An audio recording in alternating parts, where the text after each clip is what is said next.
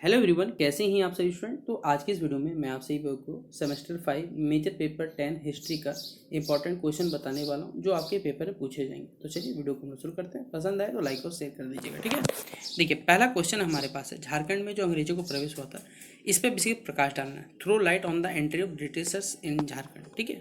भारत में तो अब तो पढ़े होंगे, लेकिन झारखंड के बारे में तो पढ़ना है। तो अगर हम बात करें झारखंड में अंग्रेजों का जो प्रवेश है, बेसिकली ये हमारे भारतीय इतिहास की एक महत्वपूर्ण घटनाओं में से एक है। प्रारंभ में हमारा जो झारखंड का क्षेत्र है बेसिकली वो बहुत घने जंगल, पहाड़ी तथा जो हमारा जो जनजाति समाज है उससे जनजाति समाज के कारण ये बाहरी जितनी भी शक्ति है उनके लिए कठिन माना जाता था। यहाँ पर हमारे झारखंड में मुंडा, संथाल, उराव हो पहाड़िया हो, यदि बहुत अनेक जनजातियाँ जो है वो स्वतंत्र रूप से क्या करती थी, निवास अपना करती थी। मुगल प्रशासन का प्रभाव सोचिए इस क्षेत्र में बहुत ही लिमिट में था, ठीक है। 1765 में क्या होता है, बंगाल, बिहार और उड़ीसा की जो दीवानी है प्राप्त करने के बाद बेसिकली जब उस दीवानी मतलब उस पर हक मिल जाता है कि आप भी यहाँ पर काम कर सकते हैं, तो ब्रिटिश ईस्ट इंडिया कंपनी क्या होता है ये की दृष्टि से झारखंड का क्षेत्र पर पड़ता है।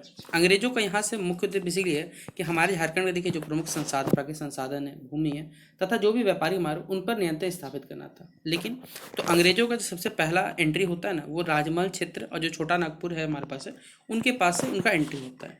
राजमहल की पहाड़ियों में रहने वाले जो हमारे पहाड़ी जनजाति लोग हैं उन्होंने अंग्रेजों का क्या किया, तीव्र बहुत ज़्यादा विरोध किया।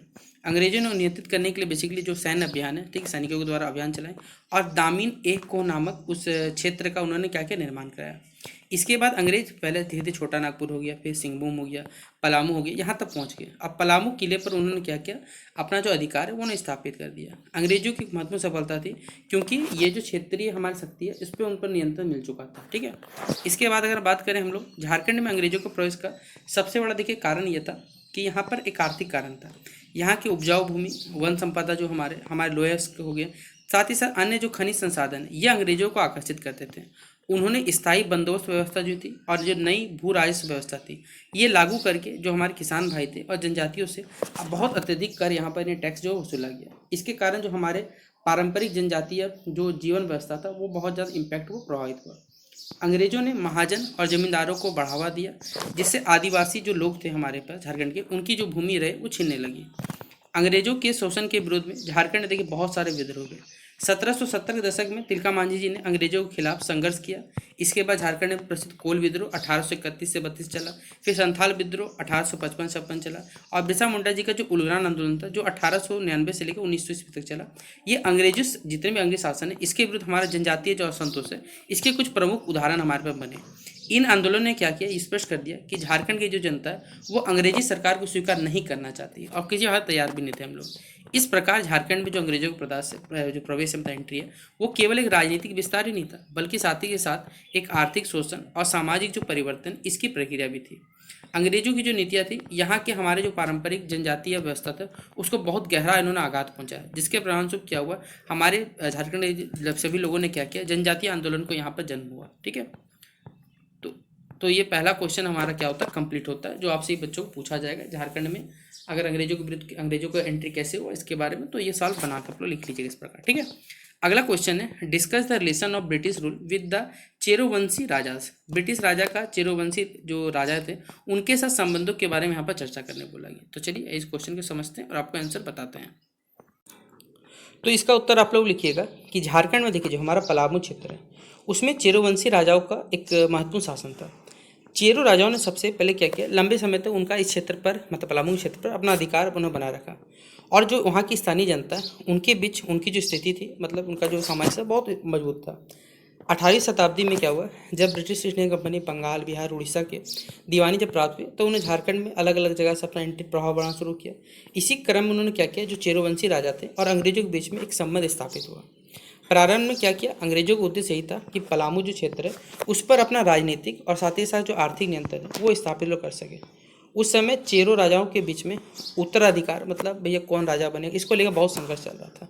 अंग्रेजों ने इसी आंतरिक जो विवाद है और यही भारत में देखिए हमारे जो राजाओं की सबसे कमी है, इसी का अंग्रेजों ने लाभ भी उठाया और एक पक्ष का समर्थन करके उन्होंने क्या किया, अपने पलामू में हस्तक्षेप करना आरंभ कर दिया। 1771 ईस्वी में अंग्रेजों ने बेसिकली पलामू किले पर आक्रमण किया और उस पर अपना जो अधिकार है वो स्थापित भी कर लिया।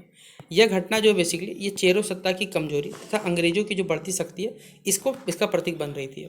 अंग्रेजों और जो चिरवंशी राजाओं के संबंध जो है वो पूरी तरह मैत्रीपूर्ण नहीं थे, मतलब पूरी दोस्ती के हिसाब से नहीं थे।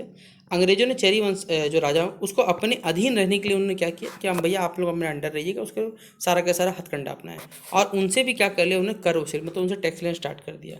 जो चेरो राजाएं थे हमारे पास, ठीक, चेरो जो राजा थे उनकी स्वतंत्रता धीरे धीरे समाप्त होने लगी। अंग्रेज प्रशासन ने नई जो भूमि व्यवस्था है वो उन्होंने लागू कर दी, जिससे जो हमारा पारंपरिक जो शासन प्रणाली से खेती होता था या जो व्यवस्था था वो समाप्त हो गया।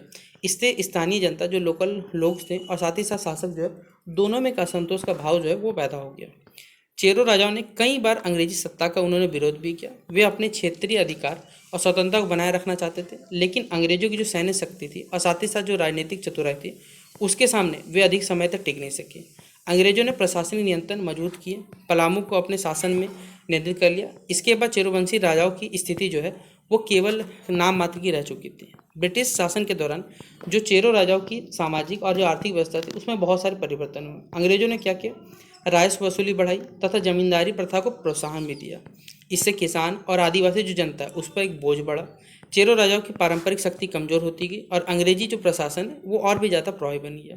इस प्रकार क्या किया, ब्रिटिश सत्ता और जो चेरोवंशी राजा थे उनके जो संबंध है उनमें संघर्ष, हस्तक्षेप और जो अधीनता का ये आधार हमें देखने को मिलता है। अंग्रेजों ने चेरो राजाओं की आंतरिक जो कमजोरी उसका लाभ उठाया और पलामू क्षेत्र पर अपना जो नियंत्रण वो स्थापित किया। परिणाम स्वरूप क्या होता है, जो चेरोवंशी शासन की स्वतंत्रता और उसकी जो पहचान है वो धीरे धीरे खोने लगती है और क्षेत्र जो है बेसिकली वो अंग्रेजी शासन के अधीन चला जाता है हमारे पास। ठीक है, तो ये सवाल अगर आता है तो इस प्रकार आपको इसके बारे में लिखना पड़ेगा। ठीक है, तो ये क्वेश्चन 15 मार्क्स के लिए इंपॉर्टेंट रहेगा। अगला क्वेश्चन हमारे पास है, explain in detail the impact of colonial politics on agriculture. देखिए हमारे पास क्या, औपनिवेशिक राजनीति के जो कृषि पर प्रभाव है उसका आपको विस्तृत विवरण करने बोला गया। तो चलिए बताते हैं। भारत में देखिए औपनिवेशिक राजनीति का जो हमारी कृषि व्यवस्था है उस पर बहुत गहरा, व्यापक और लंबे समय तक इसका इम्पैक्ट भी पड़ा।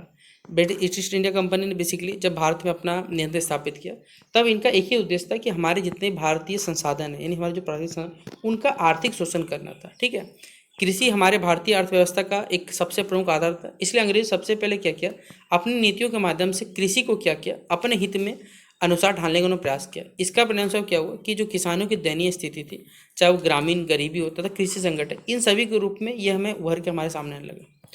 अंग्रेजों ने सबसे पहले भूमि राजस्व व्यवस्था जो है उसमें परिवर्तन किए।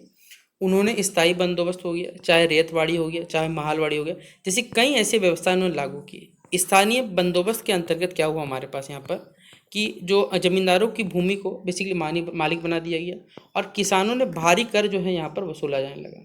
किसानों को समय पर लगान ना देने पर उनकी जो भूमि है वो धीरे धीरे छीने जाने लगी।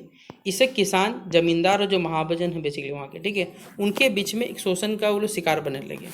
अंग्रेजों की जो नीति है वो उनका उद्देश्य यही था कि अधिक से अधिक राजस्व प्राप्त करें, टैक्सेशन प्राप्त करें, ना कि उनका काम था किसानों की भलाई करना।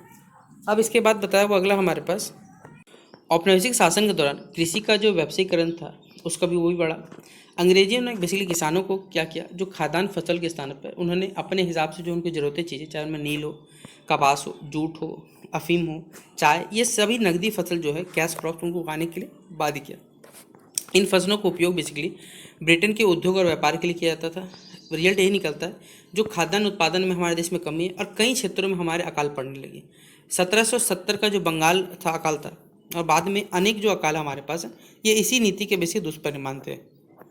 मतलब सरल शब्दों में कहा जाए तो अंग्रेजों की नीति के कारण हमारे देश में भी अकाल पड़े। ठीक है, अंग्रेजों की नीतियों के कारण हमारी जो ग्रामीण अवस्था थी वो ऋणग्रस्तता भी बढ़ी। मतलब लोगों के बीच में देखिए जो लोग पैसा कमा नहीं पा रहे थे वे ऋणग्रस्तता बढ़ी गई हमारे पास है।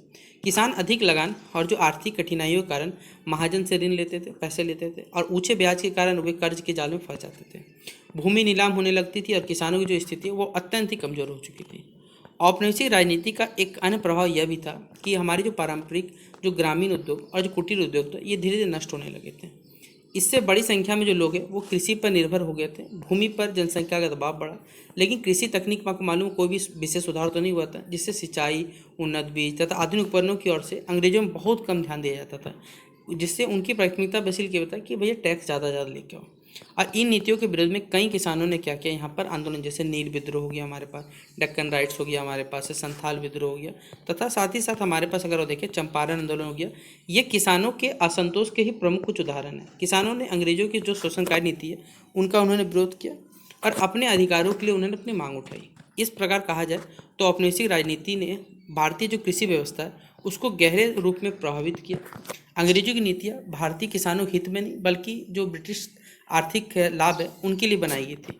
इसके परिणामस्वरूप क्या होता है, कृषि संकट, गरीबी, अकाल और किसानों का शोषण बढ़ा, जिसका बेसिकली प्रभाव जो है हमारे भारतीय समाज और अर्थव्यवस्था पे बहुत लंबे समय तक हमारे पे ये बना रहा, ये बताया गया है। ठीक है, तो ये था दूसरा अगला मतलब ये था हमारा क्वेश्चन। अगर आपको पूछा जाएगा तो अपने इसी काल वाला क्वेश्चन लिख लीजिएगा। ठीक है, कृषि पे क्या इफेक्ट पड़ा इसे बना के लिख सकते हैं।